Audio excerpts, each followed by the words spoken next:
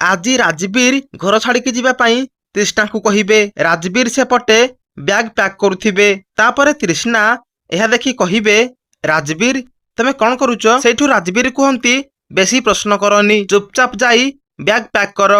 ପୁଣି ତୃଷ୍ଣା କହିବେ, କାଇଁ କୁଆଡ଼େ ଯାଉଛେ କି ଆମେ? ସେଇଠୁ ରାଜବୀର କହିବେ, ଆମେ ଏଠି ଆଉ ରହିବାନି, ଆମେ ଏ ଜାଗା ଛାଡ଼ି ଯାଉଛେ।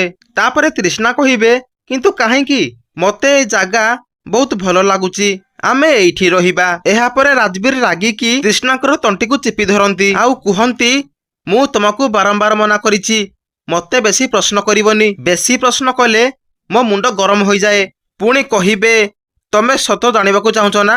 ଶୁଣ, ସତ କଥା ହେଲା ଆମେ ତମ ପାଇଁ ଏ ଜାଗା ଛାଡୁଛେ, କାହିଁକି ନା ତମର ସେ ସାଙ୍ଗ ଏ ଜାଗା ବିଷୟରେ ଜାଣିଦେଇଛି, ସେଇଥିପାଇଁ ଆମେ ଏ ଜାଗା ଛାଡୁଛେ।